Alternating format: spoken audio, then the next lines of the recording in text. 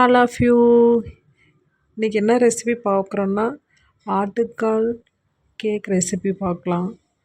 நான் மைதா மாவு 2 கப் எடுத்துக்கிறேன். உங்களுக்கு எந்தளவுக்கு குவான்டிட்டி வேணுமோ அந்தளவுக்கு நீங்கள் எடுத்துக்கோங்க. ரவை 1/2 கப் எடுத்துக்கிறோம். White sugar 1/2 cup. ஏலக்காய் உங்களுக்கு எந்த அளவுக்கு ஸ்வீட் வேணுமோ அந்த அளவுக்கு நீங்கள் எடுத்துக்கலாம். அதில் நான் மிக்சியில் கிரைண்ட் பண்ணிக்கோங்க.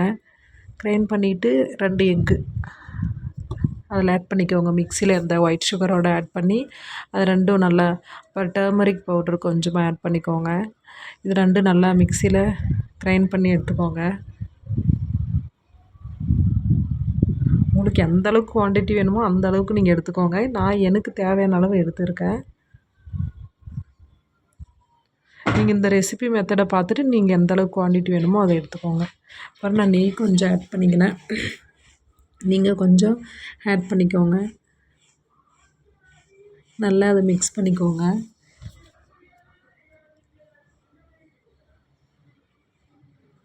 அப்புறம் நம்ம ஆல்ரெடி கிரைண்ட் பண்ணி வச்சுருந்தோம்ல எக்கு ஒயிட் சுகர் அது நம்ம மைதா மாவு எடுத்து வச்சுருந்ததில் நம்ம மிக்ஸ் பண்ணிக்கோங்க. மிக்ஸ் பண்ணிக்கிட்டு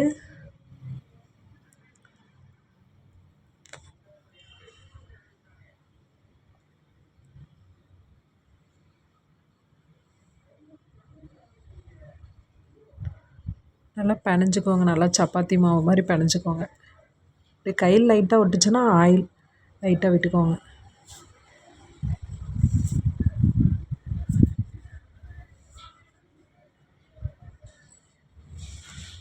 அப்புறம் நம்ம ஒரு பிளேட் எடுத்துக்கோங்க. பிளேட் எடுத்துகிட்டு லைட்டாக ஆயில் இது பண்ணிக்கிட்டு ஆயிலோ இல்லை நெய்யோ ஏதோ கொஞ்சம் கீழே அப்ளை பண்ணிக்கோங்க. அதை ஒட்டாமல் இருக்கிறதுக்காக. அப்புறம் பிளேட்டில் எடுத்துக்கிட்டு சின்ன சின்ன க்யூபாக கட் பண்ணிக்கணும்.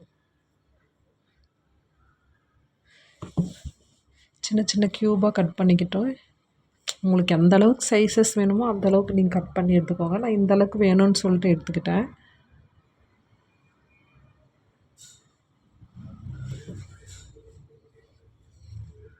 இது கட் பண்ணக்குள்ளே ஒரு கேக் கட் பண்ணுறது க்யூபாக கட் பண்ணி அதில் நீங்கள் ஸ்லைஸாக எடுத்துக்கோங்க.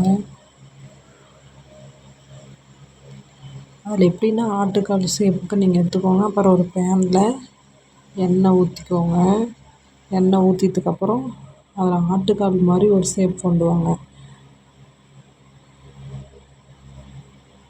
அது நல்லா ஒரு பக்கம் ஃப்ரை பண்ணிக்கோங்க. ப்ரௌனிஷ் ஆனதும் இன்னொரு பக்கமும் ஃப்ரை பண்ணி எடுத்துக்கோங்க.